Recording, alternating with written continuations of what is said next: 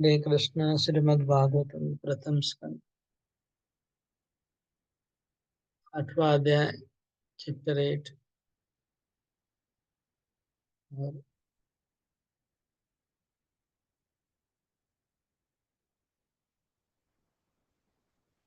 श्लोक नंबर 9 श्लोक से 8 नंबर प्रभु से जी है ना। प्रभु जी 8 श्लोक से होगा। हाँ 8 से ठीक है।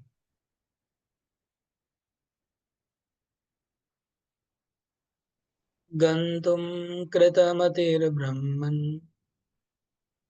द्वारकां रथमास्थितः उपलेभे विधावन्तीम् उत्तरां भयविह्वलाम्।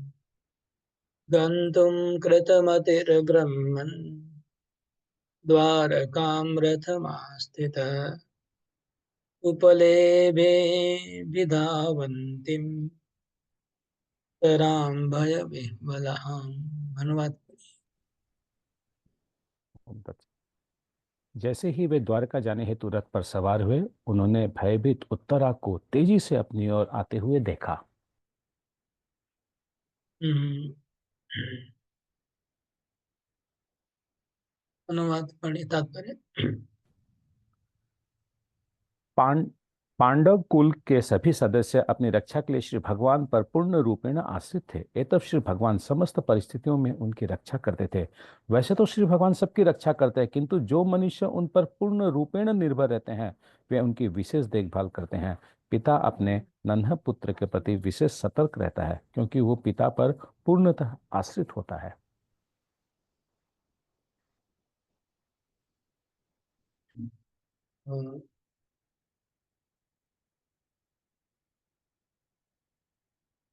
भगवान पूरा महाभारत युद्ध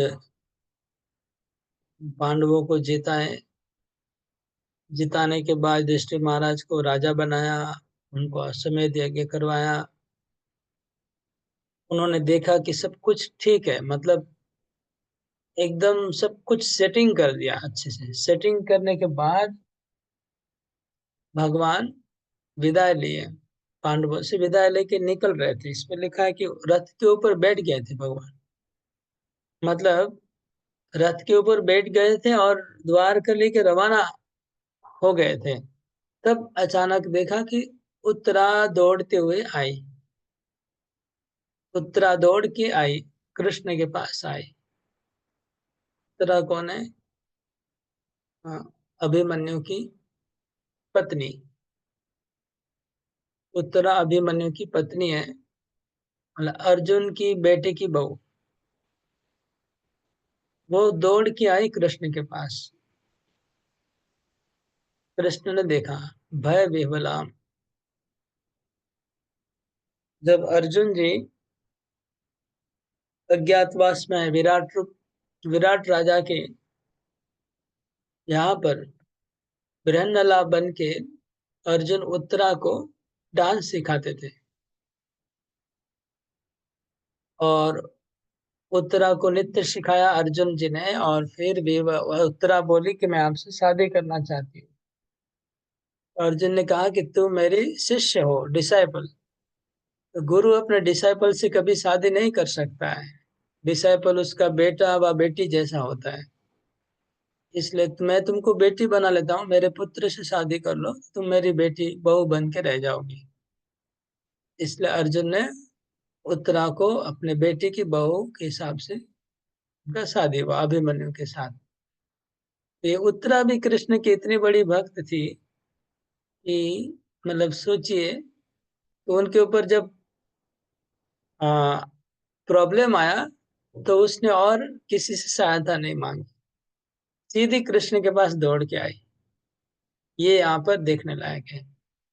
जैसे हम लोग सुनते हैं कि द्रौपदी के जब वस्त्रारोहण रहा तो पहले उन्होंने पांडवों से हेल्प मांगा, फिर भीष्म पितामह से, फिर द्रोणाचार्य से, फिर लास्ट में कृष्ण से सहायता मांगी थी।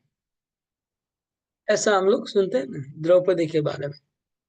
या उत्तरा, अभी उनको शिक्षा मिल गया, लर्निंग हो गया है।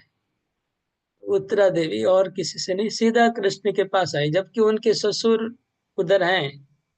उत्तरा के ससुर अर्जुन है, युधिष्ठिर महाराज है, पंच पांडव है, कुंती महारानी उनकी माता है, दादी है, द्रौपदी है। तो उन सब से सहायता मांग सकती थी उत्तरा, लेकिन उन लोग को पता चल गया था अच्छी तरह से अभी कृष्ण के सिवाय और कोई नहीं है। सीधा कृष्ण के पास दौड़ के आती है और क्या प्रार्थना करती है, हम अगले श्लोक में, 2 श्लोकों में सुनेंगे। उत्तरा की प्रार्थना 2 श्लोक में। उत्तरा उवाच पाहि पाहि महायोगी देवदेव जगत्पते नान्यं त्वदभयं पश्ये यत्र मृत्यु परस्परम्। पाहि पाहि महायोगी देवदेव जगत्पते नान्यं त्वदभयं पश्ये यत्र मृत्यु परस्परम्। धन्यवाद। उत्तरा ने कहा, हे देवादिदेव, हे ब्रह्मांड के स्वामी, आप सबसे महान योगी है, कृपया मेरी रक्षा करें, क्योंकि इस द्वैतपूर्ण जगत में मुझे मृत्यु के पास से बचाने वाला आपके अतिरिक्त अन्य कोई नहीं। तात्पर्य पढ़े। यह भौतिक जगत द्वैतपूर्ण है, जबकि परम धाम एक रूप है। द्वैतपूर्ण जगत पदार्थ तथा आत्मा से निर्मित है, जबकि परम जगत पूर्ण रूप से आत्मा है, जिसमें भौतिक गुणों का लेश भी नहीं पाया जाता। इस द्वैतपूर्ण जगत में प्रत्येक व्यक्ति झूठे ही जगत का स्वामी बनने का प्रयास करता है, जबकि परम जगत में श्री भगवान ही परम स्वामी है और अन्य सभी उनके अनन्य सेवक है। द्वैतपूर्ण जगत में प्रत्येक व्यक्ति अन्य सब से ईर्षा करता है और पदार्थ तथा आत्मा के द्वैत अस्तित्व के कारण मृत्यु अपरिहार्य है। शरणागत जीव के लिए श्री भगवान की एकमात्र अभयदाता है। श्री भगवान के चरण कमलों की शरण ग्रहण किए बिना कोई भी इस भौतिक जगत में अपने आप को मृत्यु के क्रूर पंजे से नहीं बचा सकता।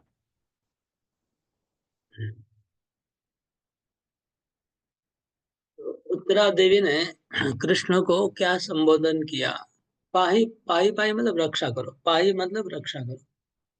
पहले कहा महायोगी, कहा महायोगी, क्योंकि वो योगी क्या होता है, सबके अंदर की बात जान सकते हैं, क्या हो रहा है, दिखता हूँ। देव देव, सब देवताओं के देवता है। और क्या क्या, जगत के नाथ है, पूरे जगत के पति हैं। और इस जगत का एक उन्होंने नाम दिया, क्या है? तत्र मृत्यु परस्परम। ये ये शब्द महत्वपूर्ण है।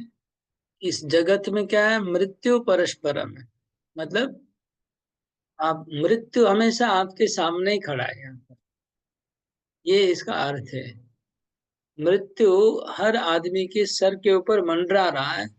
कब मृत्यु हो जाएगा कोई गारंटी नहीं है। इस जगत का एक मर्त्यलोक नाम है। दूसरे सब जगह ना एक फिक्स होता है कि आदमी कब मरेगा। हाँ, देवलोक में भी लगभग लगभग आइडिया रहता है सबको कि उनका मृत्यु कब होने वाला है। इसलिए अमर कहा जाता है। अमर इसलिए कहते हैं कि उनका हठात, हमारे जैसे हठात हार्ट फेल नहीं होगा देवताओं का, जैसे हम लोग का होता है, बात करते करते हार्ट फेल हो गया, गिर गए।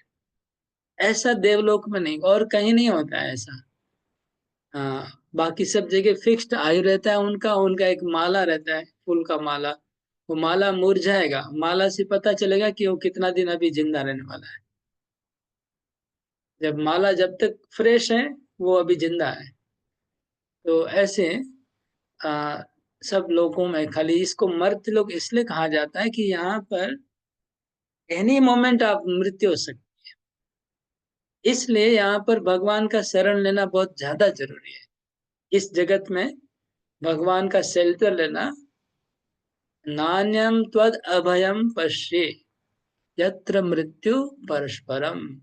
इसलिए अभय अगर चाहिए किसी को, तो कृष्ण का शरण के सिवा कोई उपाय नहीं है इस जगत में। इसलिए वहां पर लोग भगवान का शेल्टर नहीं लेने पड़ता है, क्योंकि उनको पता है कि हम मरने वाले नहीं है। 100 साल हमारा अभी जीवन है, तो अभी हमको भगवान की भक्ति करने की जरूरत नहीं है, अभी मरने वाला है। हमें यहाँ पर पृथ्वी पे आदमी हर समय कोई ना कोई परेशानियों से परेशान होता है, और मृत्यु का डर होने की वजह से भगवान का शरणागत होना इजी है एक प्रकार से। लेकिन हमें याद रखना चाहिए, इसलिए भगवान ने गीता में कहा, जन्म मृत्यु जरा व्याधि दुख दोषानुदर्शनम। हम लोग को एक बार सोचना चाहिए एक्चुअली, कि मेरा अभी मृत्यु हो जाएगा तो क्या होगा। ऐसा सोचना चाहिए, भक्तों को सोचना चाहिए कि अगर मैं अचानक अभी मेरा मृत्यु हो जाए तो क्या होगा, मेरा क्या, मेरा स्थिति ठीक है, मैं भगवत धाम जा पाऊंगा। ये हमको विचार करना चाहिए कि अगर मेरा इसी समय मृत्यु हो जाए तो क्या मैं, मेरा चेतना रेडी है, मतलब मैं वासना शून्य हो गया हूँ, मेरे मन में और कोई आसक्ति है। आ, मेरे को अभी क्या याद आएगा, मृत्यु आएगा तो तुरंत कृष्ण याद आएंगे कि दूसरा कुछ याद आएगा। ऐसे हमको भक्तों को सोचना चाहिए कि मैं रेडी हूं कि नहीं, अगर मृत्यु होगा तो क्या होगा। डेली सोचना चाहिए हमेशा। तो फिर हमारा जहां जहां मन अटका हुआ है ना, उसको धीरे धीरे हम काटेंगे। ठीक है, ये विचार आ रहा है, उसको खत्म कर दो। ये प्रॉब्लम, उसको सॉल्व कर दो। जितना भी बंधन है सबको काट के रेडी रखना चाहिए, रहना चाहिए मरने के लिए। तभी हम भगवत धाम तुरंत जा सकते हैं। अगर कुछ न कुछ बाकी पड़ा है, मृत्यु आ गया, अच्छा मेरा बैंक बैलेंस का क्या होगा, मेरा इसका क्या होगा, मेरा उसका क्या होगा, मेरा उसका, बहुत सारा विचार आ गया दिमाग में। तो फिर इसलिए कहीं कुछ सब सेटिंग करके रखना चाहिए ऑल टाइम, फ्री।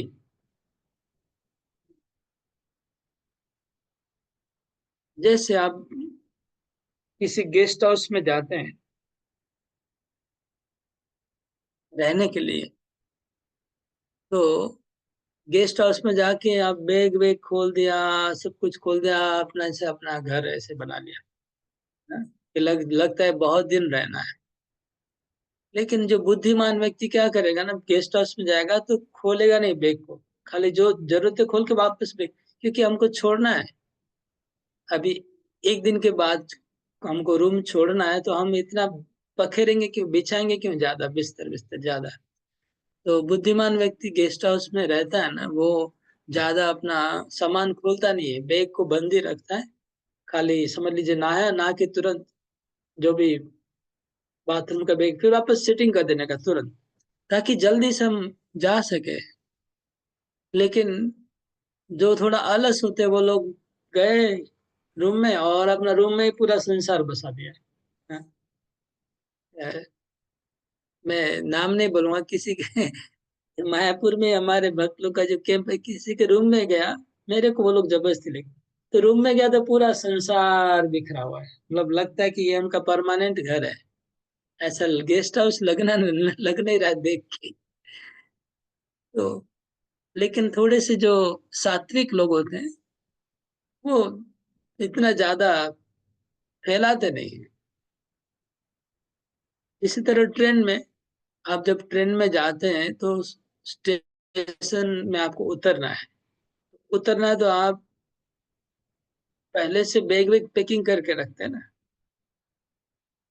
अच्छे लोग तो ज्यादा खोलते ही नहीं है, उनको पता है कि हमको उतरना है, तो ज्यादा ट्रेन में ज्यादा कुछ रेडी रहेंगे, जैसे स्टेशन आएगा तुरंत उतर जाएंगे, सब बैग वैग पैकिंग पड़ा हुआ है, रेडी पड़ा है।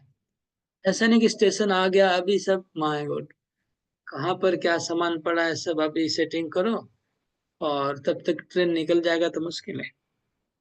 तो यही बात है, ये एग्जाम्पल दे रहा हूँ। इसी तरह हमारा मृत्यु समझ लीजिए अभी आ जाएगा, तो सब बटोर के रखें कि नहीं, सब सेटिंग किया हुआ है कि नहीं, तुरंत निकल जाए। इसलिए लिखा है, यत्र मृत्यु परस्परम। यहाँ मृत्यु हमेशा खड़ा है, केवल इसी संसार में, यहाँ पर ही ऐसा है पृथ्वी पे। तो उत्तरा प्रार्थना करती है, अभिद्रवती मामीश सरस्तप्तायशो विभु कामं दहतु मां नाथ मामे गर्भो निपात्यताम्। अनुवाद। हे प्रभु, आप सर्वशक्तिमान हैं। एक देहकता हुआ लोहे का बाण मेरी ओर तेजी से आ रहा है। मेरे प्रभु, यदि आपकी इच्छा हो तो ये मुझे भले ही जला दे, लेकिन यह मेरे गर्भ को जलाकर गर्भपात ना करे। हे प्रभु, कृपा मेरे पर इतना अनुग्रह करें। मतलब तप्त आयशा, तप्त मतलब तपाया हुआ, आयश मतलब लोहा। लोहे को जब तपाते हैं ना तो लाल हो जाता है, देखा होगा। तो आग, ऐसा लाल लोहा फेंका था अश्वत्थामा। वो बाण था, लेकिन बाण कैसा था? वो लोहे का मोटा टुकड़ा था, और वो आग से जल रहा था। ऐसा एक आग का टुकड़ा उत्तरा के गर्भ के ऊपर फेंका है, तो उनका पेट जल जाएगा। उत्तरा का पेट जल जाएगा, तो बोले कि ठीक है, मेरे को जला दे, मेरा पेट जल जाए तो मेरे को दिक्कत नहीं है, उत्तरा कहती है। हम्म, लेकिन पेट के अंदर का जो गर्भ है वो नहीं जलना चाहिए, यही मेरी खाली प्रार्थना है। ये देखिए कितनी उत्तरा की प्रार्थना कितनी ऊंची है। वो कहती है, मेरे शरीर को अगर जलाता है तब मेरे को कोई प्रॉब्लम नहीं है, लेकिन अंदर तक, गर्भ तक नहीं जाना चाहिए। मेरा गर्भ का पतन नहीं होना है। माँ में गर्भो निपात दाम, मेरा गर्भ पतन नहीं होना चाहिए। क्यों बोल रही है ऐसा? इसके पीछे भी तात्पर्य है। हम्म, ऐसा नहीं कि उसका अपने बच्चे के प्रति आसक्ति है। बच्चे के प्रति आसक्ति होना भी अच्छा है, माँ अपने बेटे को बचाना चाहिए। लेकिन यहाँ माँ बेटे का बात नहीं था उत्तरा के केस में। माँ अपने बच्चे को तो जान दे के बचाना चाहेगी, लेकिन यहाँ पर वो केस नहीं है। उत्तरा के केस में, उत्तरा के केस में बात थोड़ा दूसरा ही है। उत्तरा का कहना है कि पूरे पांडव और कौरव वंश का एकमात्र बीज, जो समवदर, मेरी जिम्मेवारी, मेरे को सौभाग्य मिला है उस बीज को बचाने का। वो बीज को किसी भी कीमत पे रक्षा करना मेरा कर्तव्य है।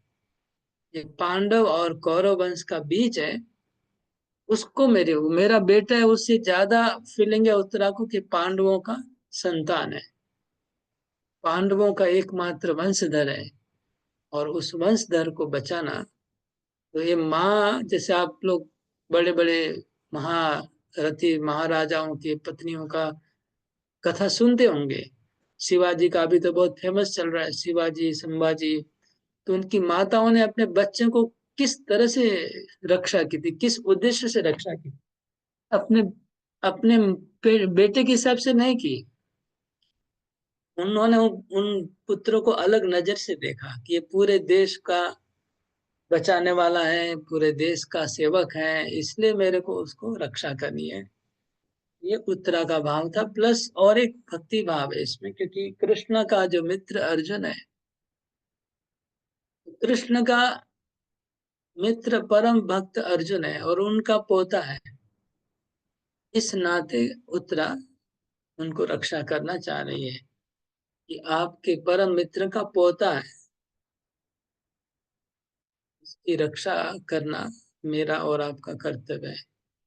ये था उत्तरा का भाव, अपने स्वार्थ के लिए बिल्कुल नहीं प्रार्थना की, अपने शरीर की भी परवाह नहीं की और अपने बेटे की भी नहीं।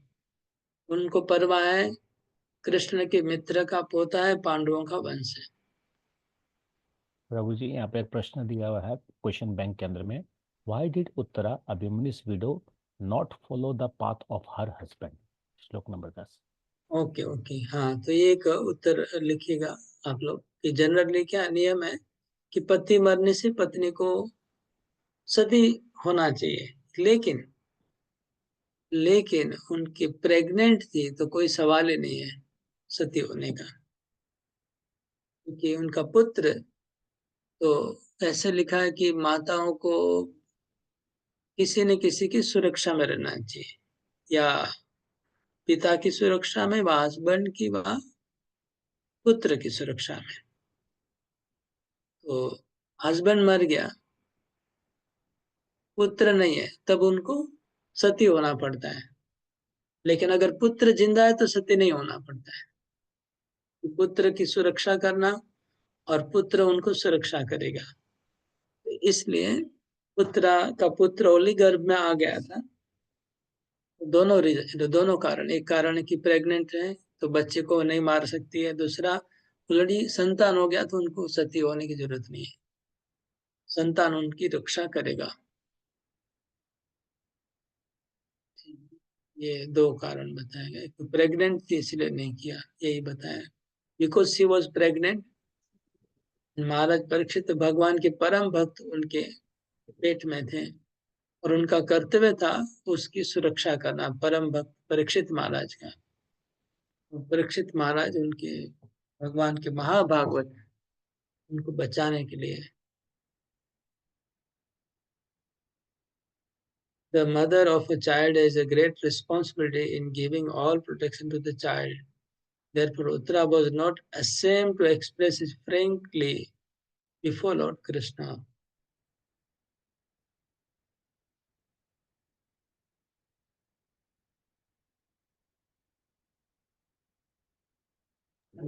यहाँ पे Uttara क्वेश्चन was बनता है क्या प्रभु जी? Uttara was the great daughter of great king. महान राजा की पुत्री थी। उसके बाद पत्नी थी महान व्यक्ति के, अभिमन्यु की। उसके बाद स्टूडेंट थी, डिसाइपल अर्जुन की थी, महान भक्त की। और माता, महान भक्त की माता भी बनी परीक्षित महाराज की। इतनी महान उत्तरा है। हाँ, क्या बोल रहे थे? क्वेश्चन क्या बनेगा? क्वेश्चन और लिखा हुआ है ना, उत्तरा ने क्यों सती नहीं हुई। हाँ, प्रश्न बना हुआ है, वो दे देंगे। उत्तरा ने आ, सती क्यों नहीं बनी, मृत्यु क्यों नहीं वरण किया, है ना, अभिमन्यु के बाद। तो उसका उत्तर हम लोग डिस्कस की, क्योंकि प्रेग्नेंट थी प्लस महान भक्त उनके पेट में थे। प्रभु जी क्वेश्चन हम लोग को भी अगर पहले मिल जाता तो क्लास के साथ में हाँ, हम मैंने लोग। ग्रुप में डाल दिया है क्वेश्चन। अच्छा, क्वेश्चन मैंने ग्रुप में डाल दिया है। मैं चाहता था कि सब लोग अपना क्वेश्चन देख लें, और क्लास में आप लोग पूछ सकते हो क्वेश्चन, जो ऑलरेडी मैंने ग्रुप में डाला है। इंग्लिश में डाला, हिंदी में मोहन वर्जल को मैं बोला हूँ, अगर अनुवाद करके हिंदी में डाल देंगे तो और अच्छा होगा।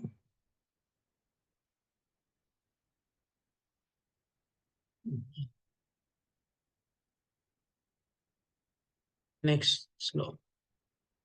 सुतोवाच उपधार्य वचस्तस्या भगवान् भक्तवत्सल पांडवम् इदं कर्तुं द्रोणमस्त्रमबुध्यत। पढ़िए। श्रील सुत गोस्वामी ने कहा, उसके वचनों से उसके वचनों को धीरज के साथ सुनकर अपने भक्त के प्रति सदैव अत्यंत वात्सल्य रहने वाले भगवान श्री कृष्ण तुरंत समझ गए कि द्रोणाचार्य के पुत्र अश्वत्थामा ने पांडव वंश के अंतिम वंशज को समाप्त करने, निर्बीज करने के लिए ही ब्रह्मास्त्र छोड़ा है। भगवान समझ गए तुरंत। ये अपांडवम, अपांडवम कर्तुम। हाँ, अपांडव मतलब पांडवों का नामो निशान पृथ्वी पे नहीं रहना चाहिए, ये उनका टारगेट था।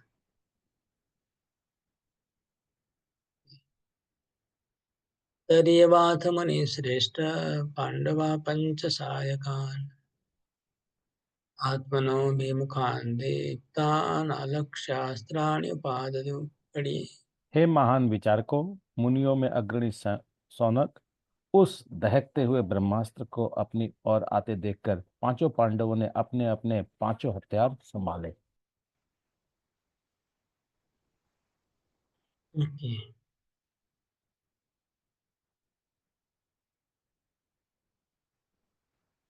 यद्यपि ब्रह्मास्त्र वर्ड लिखा नहीं है, लेकिन अनुवाद में लिखा है, होगा। तो जब पांडवों ने उस शस्त्र को देखा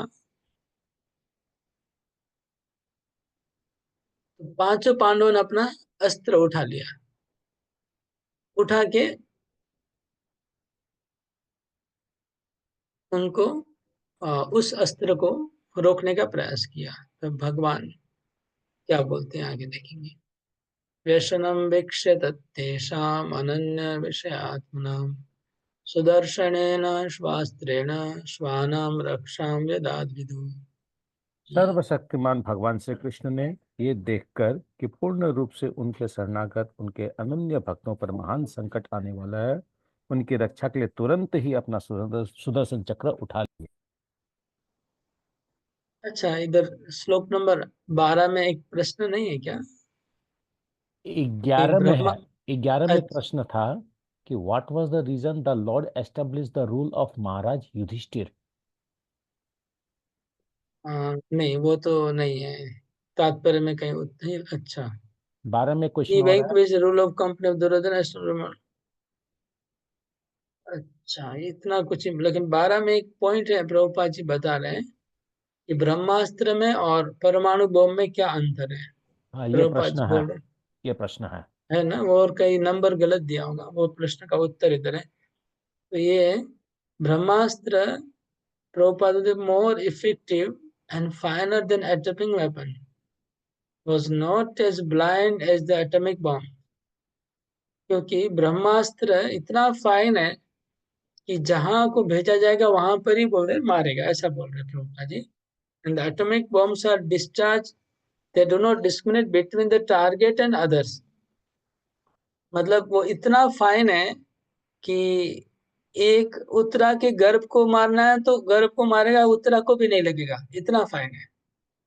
मतलब इतना सूक्ष्म है वो कि जो टारगेट है उसके अलावा और किसी चीज को नहीं मारेगा।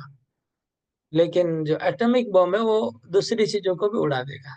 ये प्रभुपाद जी ने बताया, mainly the atomic bombs to do harm to the innocent because there is no control. क्योंकि परमाणु बम सबको नुकसान पहुंच, परमाणु बम के ऊपर इतना नियंत्रण नहीं है, इसलिए निर्दोष लोगों को भी जान ले लेता है परमाणु बम। ब्रह्मास्त्र इज नॉट लाइक दैट। ब्रह्मास्त्र ऐसा नहीं है, it marks out the target and proceeds according without harming the innocent. तो ब्रह्मास्त्र निर्दोष व्यक्तियों को नुकसान नहीं पहुंचाता, जिसको एग्जैक्टली टारगेट किया उसी पॉइंट को ही वो उड़ाएगा। तो ये प्रश्न रखिए, मतलब है ऑलरेडी, प्रश्न है, ये रखेंगे प्रश्न को। ओके, 13 नंबर श्लोक, उसका अनुवाद। हम्म, जब कृष्ण ने देखा कि बड़ा विपद आया है, तो कृष्ण ने अपना सुदर्शन चक्र उठाया। हम्म,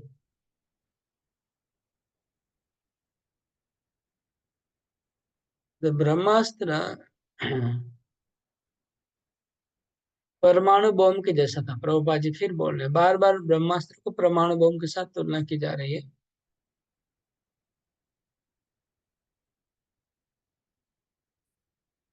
इसमें क्या अंतर है, ये मंत्र से चलता है ब्रह्मास्त्र। हाँ, ये प्रभुपाद जी बोल रहे हैं, मंत्रों से चलता है, इसलिए जहां बोलेंगे वहां ही जाएगा।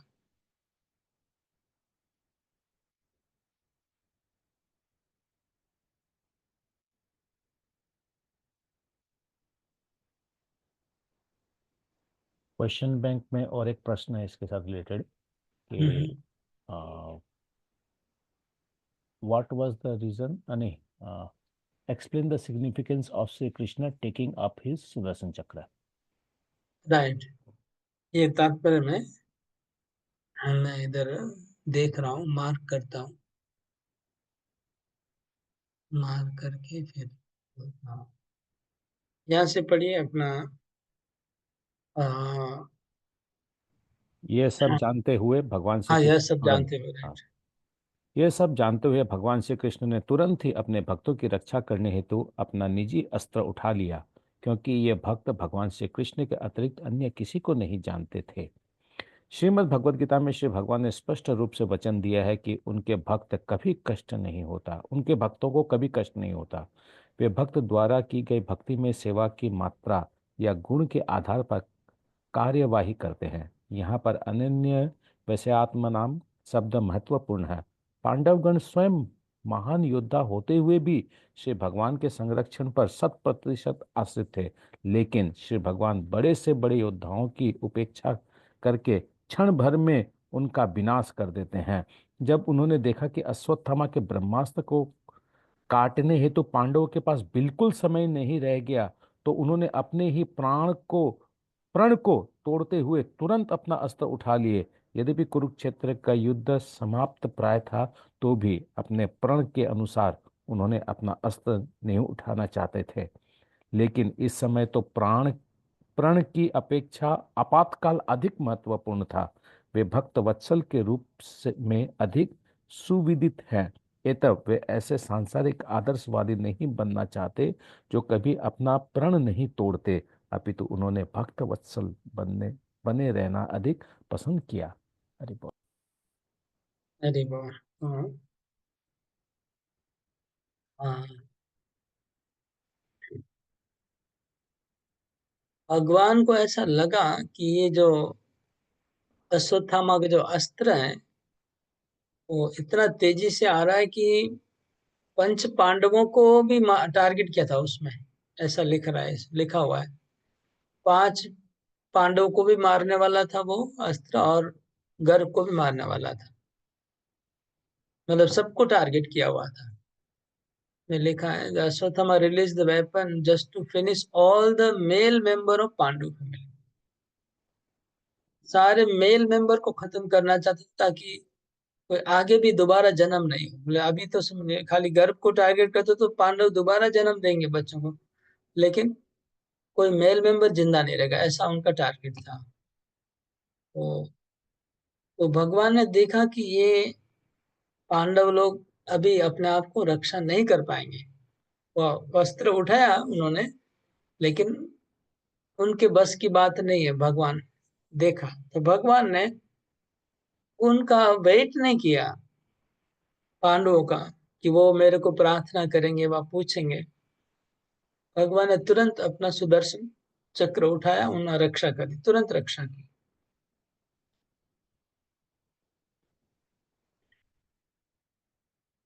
अंतस्थ सर्वभूतानां आत्मा योगेश्वरो हरि स्वमायावृणोद्गर्भं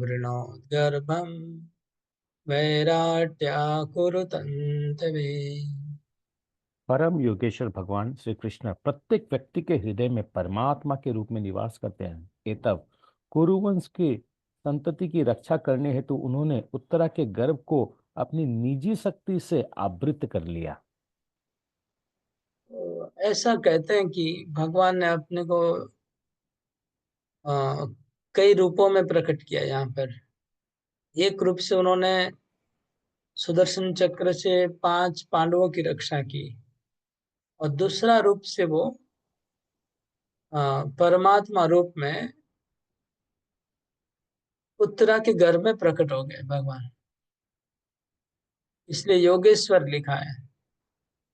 योगेश्वर शब्द इसलिए आया है कि उनके गर्भ में भगवान प्रकट हो गए, और गर्भ में वो जो ब्रह्मास्त्र का तेज आ रहा था उसको अपने से आवरण कर दिया।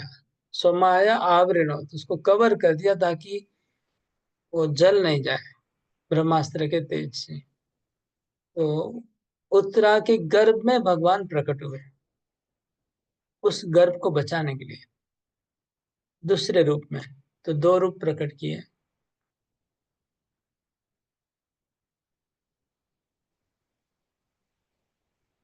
तात्पर्य पढ़िए। तात्पर्य। परम योगी श्री भगवान परमात्मा स्वरूप में अर्थात अपने पूर्ण अंश के रूप में एक ही समय में प्रत्येक व्यक्ति के हृदय में अथवा परमाणुओं के अंदर भी निवास कर सकते हैं। ये तब उन्होंने महाराज परीक्षित को बचाने हेतु तथा महाराज कुरु के वंश की रक्षा करने हेतु उत्तरा के गर्भ को आच्छादित कर दिया। महाराज पांडु भी कुरु के ही वंशज थे। इस प्रकार महाराज धृतराष्ट्र और महाराज पांडु दोनों ही पुत्र महाराज कुरु के वंशज थे। ये तब दोनों ही कौरव कहलाते हैं, इसलिए वो दोनों को कौरव कहा जाता है। तो कौरव। कौरव के तंत्र को रक्षा करने के लिए आ, भगवान ने ये किया। ठीक है, आगे जाते हैं 15 नंबर श्लोक। हम्म। यद्यप्यस्त्रं ब्रह्मशीरस्तमोघं च प्रतिक्रियं वैष्णवं तेज आसाद्य समाशाम्यत् भृगोद्वः। हाँ, पढ़िए। हे सौनक, यद्यपि अश्वत्थामा द्वारा छोड़ा गया परम ब्रह्मास्त्र अमोघ तथा और उनका निवारण नहीं हो सकता था, लेकिन भगवान श्री विष्णु अर्थात श्री कृष्ण के तेज के समक्ष वो निष्क्रिय हो गया और व्यर्थ हो गया। तो यहाँ पर लिखा है ब्रह्मशीर, लगता है ब्रह्मास्त्र था। तो वो ब्रह्मास्त्र, ब्रह्मास्त्र को कभी एक बार छोड़ने के बाद कभी वो व्यर्थ नहीं जाता है, ये नियम है ब्रह्मास्त्र का। लेकिन यहाँ सुखदेव गोस्वामी, सुत गोस्वामी बता रहे हैं कि वैष्णव तेज के सामने वो भी शांत हुआ, ब्रह्मास्त्र भी शांत हो गया।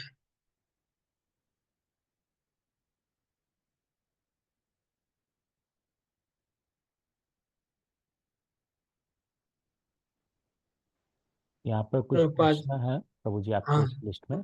हाँ, प्रश्न। Explain the significance of Shri Krishna taking up Sudarshan चक्र। और हाँ, ठीक है, ये तो आ गया। वो पिछले श्लोक में था। हाँ, आगे था पिछले श्लोक में। हाँ, यहाँ प्रभुपाद जी बोल रहे हैं कि ब्रह्म ज्योति भगवान के शरीर की ज्योति है, ब्रह्म तेज भगवान की ज्योति है, और सूर्य की रोशनी जैसे सूर्य की प्रकाश होता है, ऐसे भगवान के शरीर का प्रकाश ब्रह्म ज्योति है। So this Brahma weapon also, all दो मटेरियल इरिस्टिबल, ये ब्रह्म वेपन वैसे तो नहीं, लेकिन भगवान के सामने फीका पड़ गया। ठीक है, मैं बोल दिया। मामंस्ता ये तदाश्चर्यम सर्वाश्चर्यमयच्युते येदं माया दिव्या सृजत्यवति हन्त्यज। अनुवाद। हे ब्राह्मणों, इसे गुह्य तथा अच्युत श्री भगवान के कार्यकलापों में निवेश आश्चर्यजनक मत सोचो। वे अपनी दिव्य शक्ति से समस्त भौतिक वस्तुओं का सृजन, पालन तथा संहार करते हैं, यदि वे स्वयं अजन्मा है। यहाँ पर आश्चर्य क्या था? आश्चर्य ये बात है कि भगवान रथ के ऊपर बैठे थे, बैठे बैठे ही दूसरे रूप में उन्होंने पांडवों के सामने प्रकट होकर के उस ब्रह्मास्त्र को डाउन किया, और एक रूप में उत्तरा की गर्भ में जाके गर्भ को आच्छादित करके उनको प्रोटेक्शन दिया। भगवान ने एक साथ दो तीन कार्य किया, इसलिए बोले कि तुम इतना आश्चर्य मत हो जाना, भगवान के लिए ऐसा करना कोई बड़ी बात नहीं है। तो आश्चर्य था इधर, भगवान सर्वा आश्चर्यमय है, इसलिए उनमें बड़ी बात नहीं है। ब्रह्म तेजैर्विमुक्तेरात्मजेशः कृष्णया प्रयाणाभिमुखं कृष्णम् इदमाह प्रथाशति। इस प्रकार ब्रह्मास्त्र के विकिरण से बचकर श्री भगवान की भक्त सती कुंती अपने 5 पुत्रों तथा द्रौपदी के साथ श्री कृष्ण को, जो घर के लिए प्रस्थान करने को उद्यत थे, इस प्रकार संबोधित किया। तो ब्रह्म तेज से जब मुक्त हुए, पंच पांडव मुक्त हो गए, और उत्तरा भी मुक्त हो गई, सब सुरक्षित हो गए। फिर कृष्ण जाने लगे, तो कुंती महारानी कृष्ण को प्रार्थना करती है। अभी कुंती महारानी की प्रार्थना आरंभ हो रही है। ये प्रार्थना में, यहाँ कृष्ण जब हस्तिनापुर में आते हैं तो वो जाने का तैयारी करते हैं, फिर उनको रोक देते हैं। पहले युधिष्ठिर महाराज बोलते हैं कि नहीं, आप थोड़ा दिन रुक जाइए। फिर कुछ दिन भगवान 2-3 महीना रहते हैं पांडवों के साथ, फिर जाने की तैयारी करते हैं। फिर कुंती महारानी बोलती है कि नहीं, आप थोड़ा रुक जाइए। फिर 2-3 महीना जाने रहते हैं, फिर जाने की तैयारी करते हैं, फिर अर्जुन बोलेंगे कि आप थोड़ा और रुक जाइए। ऐसे वो बार बार कृष्ण जाने का कोशिश करते हैं द्वारका, और बार बार पांडव लोग उनको रोक लेते हैं। ऐसे कई बार बहुत दिन हो गया, कृष्ण जा नहीं पा रहे थे, पांडवों को छोड़ के जा नहीं पा रहे थे। यहाँ पर वही किस्सा हुआ, और कुंती महारानी उनको प्रार्थना करती है।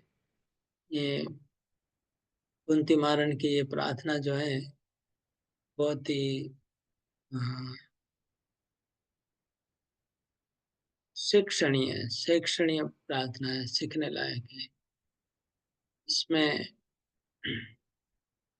इस प्रार्थना में करीब कितने 20-25 श्लोक हैं। बोलता हूँ कितने श्लोक बताता हूँ। कल ही मैंने स्टडी किया है इसका। 18 से 43 तक है। 43 मतलब 26-27 श्लोक है टोटल। 18, 28, 38 और 26-27 श्लोक है, 25-26 श्लोक है। तो इसमें प्रार्थना में कुंती महारानी ने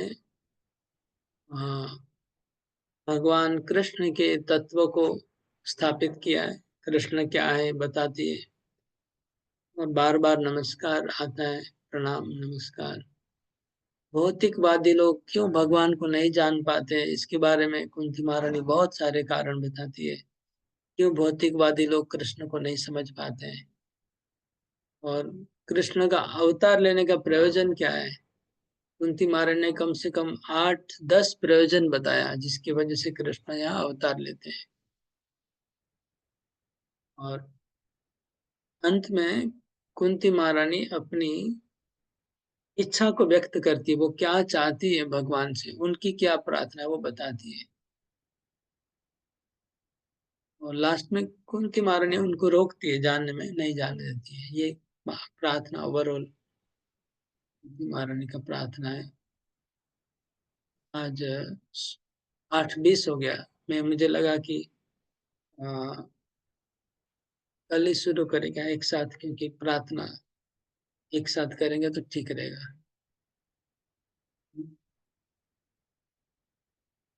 कल तो कुंती उवाच नमस्ये पुरुषं त्वाद्यम् ईश्वरं प्रकृते परम् अलक्ष्यं सर्वभूतानां अन्तर्बहिरवस्थितम् नमस्ये पुरुषं त्वाद्यम् ईश्वरं प्रकृते परम् अलक्ष्य सर्वभूतानां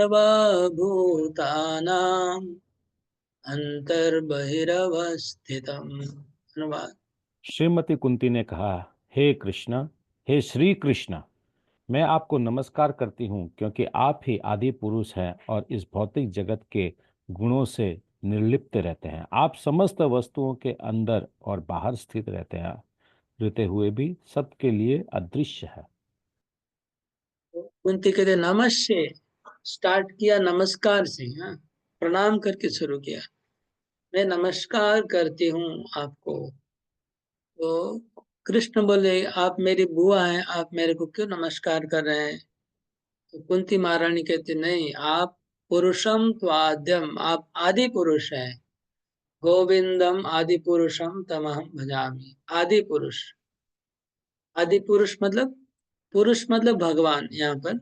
और ये सब भगवान के आदि रूप में आप, आप सर्व कारण कारण, सब अवतारों के अवतारी। तो नमस्ते पुरुषम आद्यम। फिर क्या लिखा, ईश्वर प्रकृते परम। ईश्वर, आप नियंत्रण करने वाले प्रकृति के। ये जो भौतिक प्रकृति है, संसार है, इसका कंट्रोल आप करते हैं। ईश्वरम प्रकृति और परम, और आप प्रकृति से ऊपर है। आप प्रकृति को नियंत्रण करने वाले भी हैं, इस संसार को, लेकिन फिर भी आप प्रकृति से पर है। प्रकृति से ऊपर है।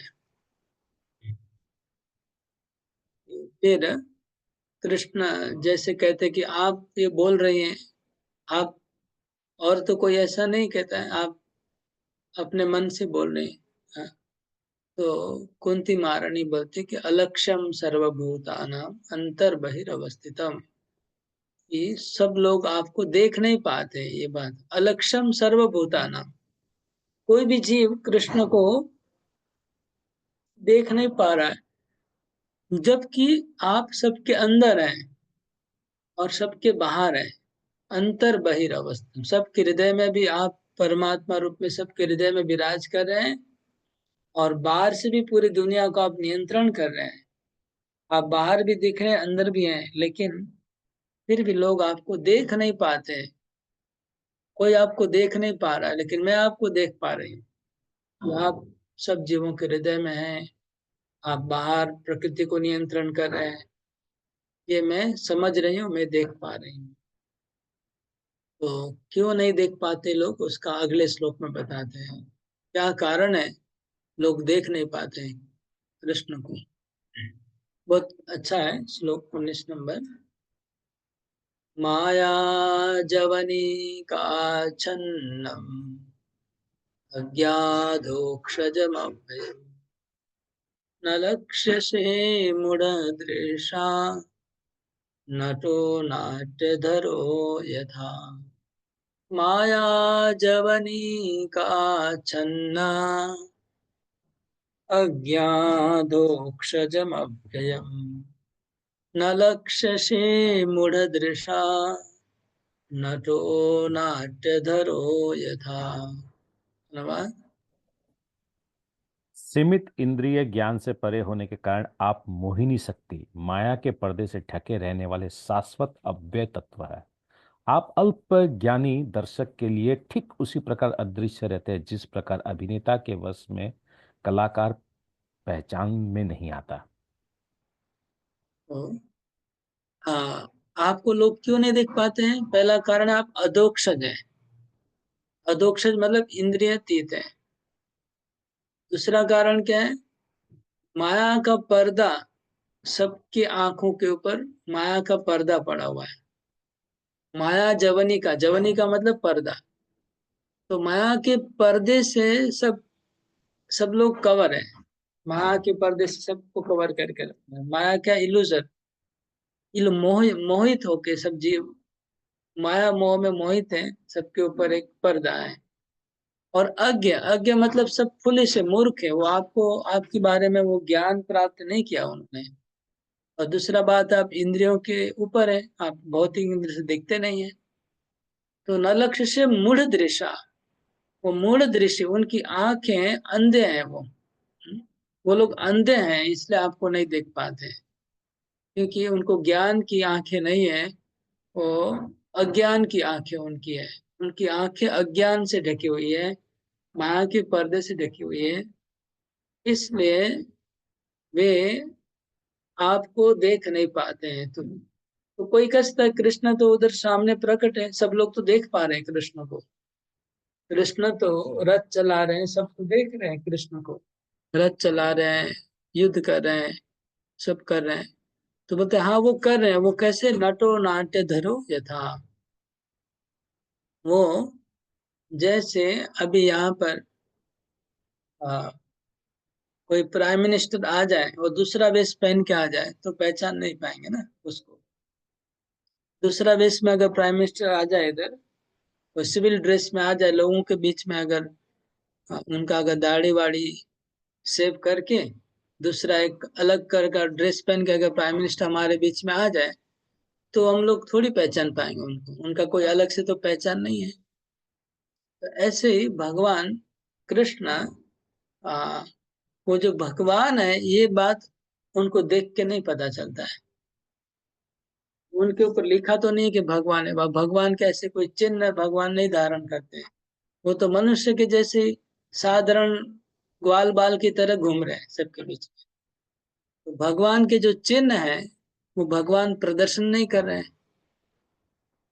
शंख चक्र गदा पद्म धारण नहीं किया है, चार हाथ नहीं है भगवान का।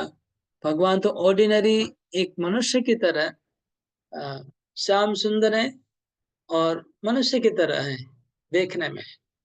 इसलिए नटो नाट्य धरो जाता है। जिस प्रकार अभिनेता, हाँ, कभी कभी अभिनेता भिखारी का रोल करते हैं ना, तो बड़े बड़े एक्टर लोग भी भिखारी का रोल करते हैं, भिखारी या फिर कोई बहुत ही, तो जो लोग नहीं जानते उनको लगेगा कि ये कोई भिखारी है, लेकिन जो पहचानता है वो बोले ये तो बहुत बड़ा अभिनेता है, भिखारी नहीं है। अरे बाबा, ऐसे हो जाता है ना कभी कभी। ये भगवान, ये कुंती महारानी बोलती है, इसीलिए लोग नहीं जान पाते, क्योंकि आप अभिनय इस तरह से मनुष्य के जैसा अभिनय कर रहे हैं, आपका अभिनय इतना पक्का है कि कोई आपको पहचान नहीं पाता कि आप भगवान हैं। नटो नाट्य धरो यथा। यहाँ कोई प्रश्न है क्या इसमें? हाँ है, प्रश्न है Prabhu ji. Right an essay, Srila Prabhupada writes in the purport to 1.8.19, क्या है?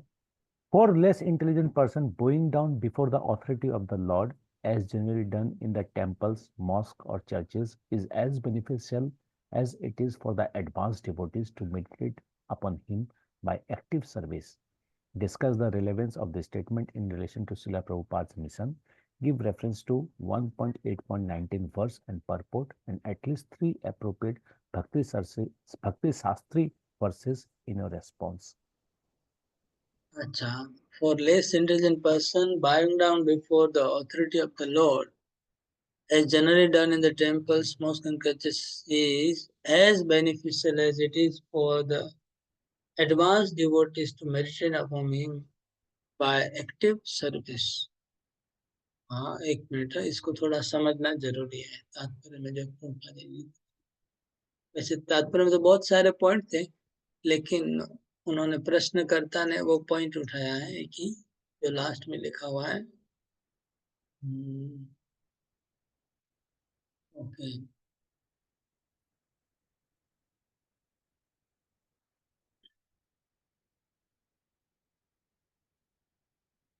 और लेस इंटेलिजेंट पर्सन, जो कम बुद्धिमान लोग हैं, लास्ट लाइन देखिए तात्पर्य की, एकदम last line, Boeing down before the authority of the Lord, मतलब भगवान की विग्रह के सामने प्रणाम करना,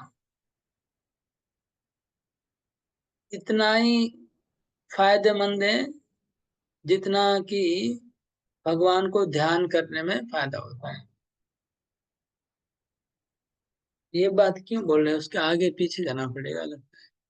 Lord is beyond the observation of the sense person. When Kunti accept this differences of conditioned soul, especially human class who are lesson for lesson men, there must be such things as the temple, most so that okay, जो मूर्ख लोग हैं, जो भगवान को देख नहीं पाते हैं, सर्वत्र भगवान परमात्मा रूप में विद्यमान है, उनको दिखाई नहीं पड़ता है, तो आ, जो भगवान सर्वत्र विद्यमान है उनको दिखाई नहीं पड़ता है, लेकिन योगी लोग उनका ध्यान करते हैं, परमात्मा रूप का। लेकिन अगर हम मूर्ति को प्रणाम करेंगे तो प्रभु उसमें भी उतना ही फायदा होगा जितना ध्यान करने में परमात्मा का फायदा होता है। इसलिए हमें चाहिए कि विग्रह का हम लोग, भले हमको भगवान दिखा नहीं पड़ता हो, लेकिन विग्रह रूप में जो भगवान है उनको ही हमें देख के प्रणाम करना चाहिए, उनकी पूजा करनी चाहिए, उनको भोग लगाना चाहिए। वो इक्वली साक्षात भगवान का परमात्मा रूप में ध्यान करना और विग्रह का पूजा करना, सेवा करना बराबर है, ये प्रभुपाद बोल रहे हैं। तो इसमें हाँ, ये प्रश्न तो ऐसे टाइप का क्वेश्चन है जो आप बोल रहे हैं। और कोई क्वेश्चन है इस श्लोक के? और भी होंगे शायद क्वेश्चन, नहीं? नेक्स्ट श्लोक से एक एक श्लोक में 3-4 प्रश्न है। ओके, नेक्स्ट श्लोक। तो ये, तो आज ना आप लोग सब लोग को मैं क्वेश्चन भी, मैं हो गया टाइम, ये कर लेता हूँ, एक बार रिकॉर्डिंग म्यूट कर लेता हूँ।